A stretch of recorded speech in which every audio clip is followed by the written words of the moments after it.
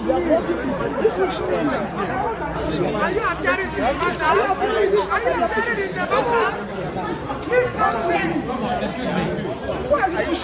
not pushing you. You are pushing me. Don't take it easy. Your reaction on the Bring your mics down. The mother came up for...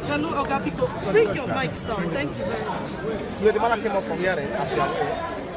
But he was a grandfather of the 5th of April, and on a conditions, part of which we are challenging before this court of so, that is in prison. Not detention for 1 year. They cannot hold person detention for almost 1 year until now. They have to bring him to us. He has family. He has family. He has children that is training in school. The children are not in school since 1 year until now. 4 kids like that. And if are telling me sorry, I need his dead body. Let me go and bury him well. Let me go and bury him well. Yes. The children want to see the. They want to know. The home in Umuahia. I'm not there. I'm not there. But I mean, the situation now is that everybody is confused. Nobody, the government is saying that it's not. But it's clear that everybody saw the army invaded his house. There's nobody should be confused. The truth of the matter that the Nigerian army invaded his house and there's a shooting, and the whole world see it. So don't say that we're confused. We're not confused. You know the truth. Let the world know the truth. No, I don't want to say anything. I'm free. I need my husband. What I did 1 year now. Even the detention, bring him out of court to judge whatever is for Bright Chimes here. That is his name. Nigerian army. Nigerian army of the the party inside his room and took him away. This 1 year and now not even bringing him to court or judge me if he killed someone or whatever he committed. He needs to be judged. Yes. This is the last year, August. I've not seen my husband with my 2 eyes with the kids. 4 kids and they are seeking every day, looking for their father. This is easy for me. Look at these kids taken up to for 1 year and now. What did his name is? It's not the one. They will judge him at 2 years. They said that he should, the judges said he should be released within 24 hours. They say he should be released within 24 hours. Since 10. They have not bring him out. What's your husband's name? Sorry. What's your husband's name? Bright My husband's name is I the brother. Bright. Yes. So can you tell us what really happened today? About him. The Nigeria DSS arrested him and charged him to court. And the court, in their own wisdom, said he has no case to answer, and they said they should release him. Since then, they refused, and they arrested him since over 1 year plus. He's on their custody. In fact, that they will bring him out. Let me just the evidence that they have killed him. They have killed him. The DSS have killed him and they refuse to give him. No problem. I just want to see his dead body so that I can bury him well. He has family, he has kids. He has 4 children.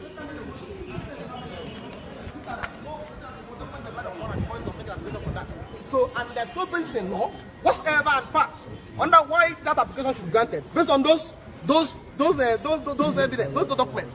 Because we have features of terrorism groups which clearly provided under the stand law, and those features are not present in the activities of IPOR. So we are coming back here on 23rd of November to argue that motion. So October to argue that motion. Thank you very much. I wanted to withdraw his lawyer, his counsel's case. Where's the other guy? Right, so Counsel to let's stand together so that then maybe the Honourable Minister will speak after I've spoken. Well, I am here to show complete solidarity with a friend and brother that I met and that I got to know very, very well. I refuse to accept the allegations that are leveled against him. I refuse to believe that he's a terrorist. I don't believe that. He has never killed anybody. He has never threatened the existence of the Nigerian state. He has simply expressed a view for self-determination, which I think is the right of every Nigerian. Whether we agree with that view or not, he has the right to state it. What concerns me and why I came here today was simply because it's very clear to me that something must have happened to him. If it is that he's in the custody of the military, then they should let us know and then they should produce him. And of course, if he's alive, they should produce him hale and hearty. If he's not alive, they should at least let us have his body if he's not alive. I don't know what the situation is, but I'm deeply concerned as a Nigerian, as a person of compassion, and as a person that believes that everybody has the right to express his views in this country as long as they are not breaking the law or killing people. This government has refused to label those that killed 40 people in Jos yesterday as terrorists. They've refused to do that. That is the herdsmen. And yet, they now label IPOB as a terrorist organization. The IPOB that has never killed anybody, as far as I'm aware, or has ever burnt anybody's home, or used violence or carried arms. And I think that's a contradiction which we should all be a little bit concerned about. However, having said all that, everything is before the courts, let it be determined. But in order for him to be prosecuted effectively and for him to present his own defense, for goodness sake, I call on the Nigerian military to stop this charade. And if he's with you, let us know. Give him back to us so that he can be produced before the court. And if you know you've killed him, for goodness sake, give us his body.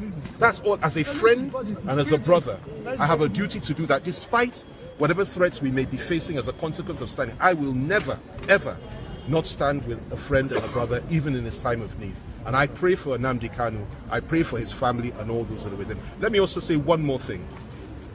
The idea or the allegation that 28 people were slaughtered in his home when the military got there is something that is shocking, unacceptable. I gather the cooks, the houseboys, I gather that some of their guests, some of their workers, even the dogs were butchered and killed.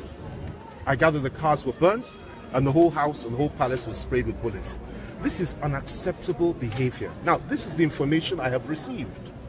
And I haven't seen our friends since that time. And I say shame on those that may not even know Nnamdi Kanu, that will hear of these very serious allegations and sit on the fence and say nothing. We are men of courage.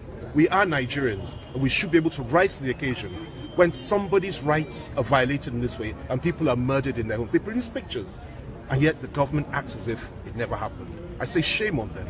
And I say that it's time for us to stand up, and stand up for even the weakest in our society and ensure that even they get justice. So that's why I'm here today. Thank you, sir. Can we also get your reaction?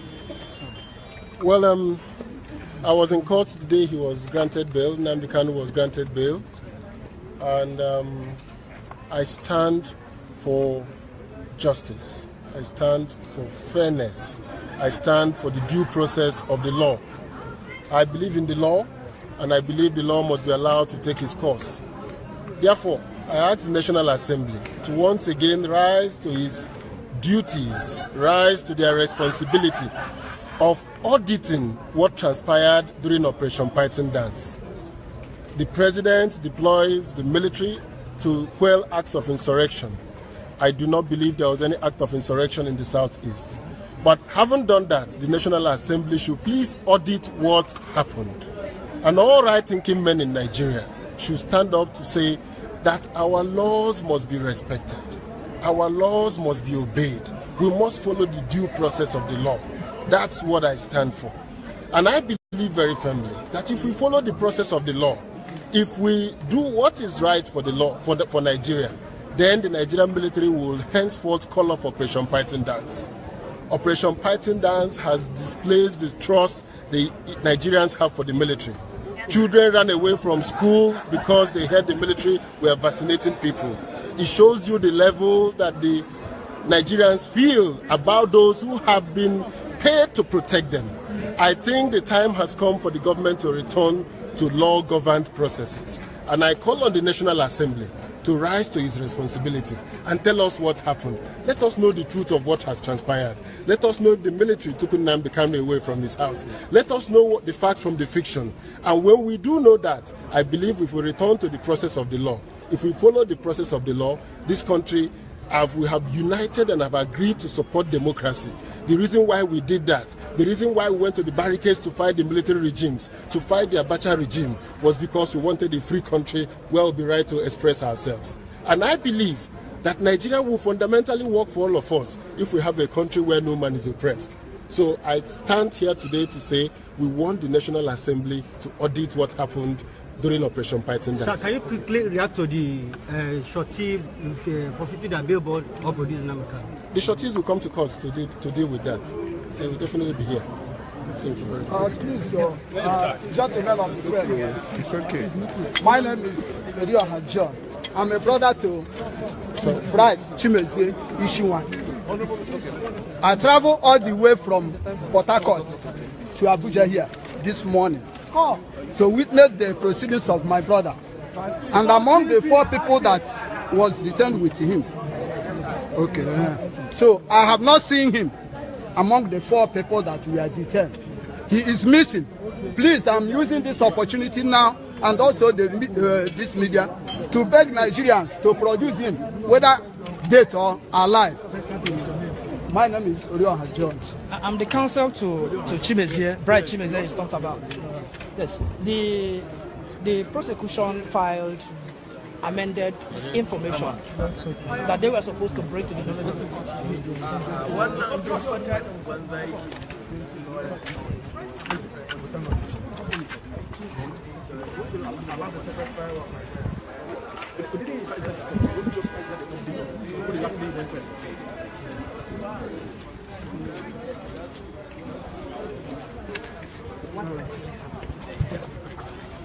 Well, actually, the matter is supposed to be coming up for hearing today.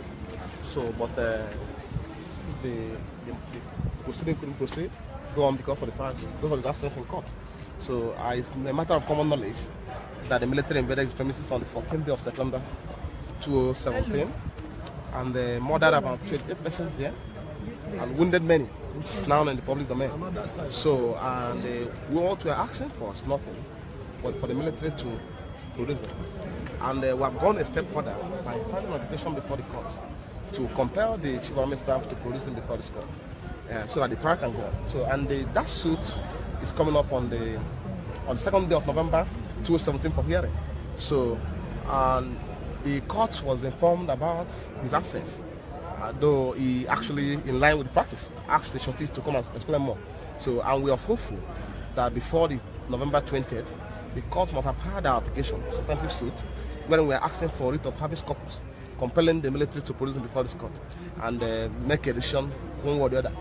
So you believe that he's in the custody of the military? Certainly, certainly. Because I spoke last with him shortly before they entered again and entrance to his house, and that was my last conversation with him. I've not been able to establish any form of contact with him again. So, and the killed 28 persons, arrested many there. So they should be in a position to tell us where he is, because he was in the house when they got there. Thank you. But some reports are saying that he has traveled abroad. How can he travel abroad? These are people that barricaded the entire premises at the point they gain entrance. How can he travel? They know where he is. I'm telling you, that was actually informed our suit before this court, because it's not a case of accusing them orally. We have gone further than that. I told the Chief of Army Staff, let him be on oath. Let him file a response to what's to file in court here.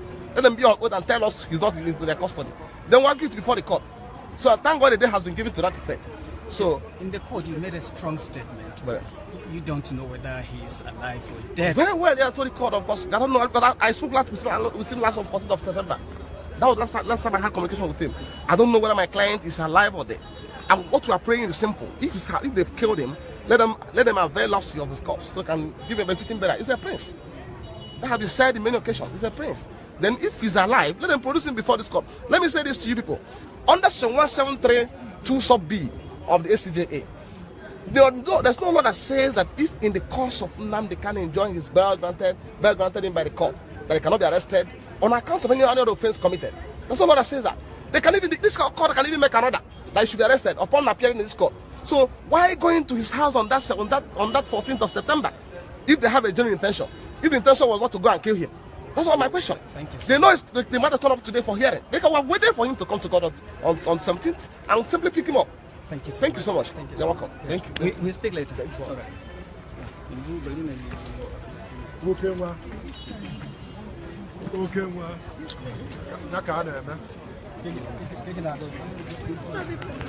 Can I pass?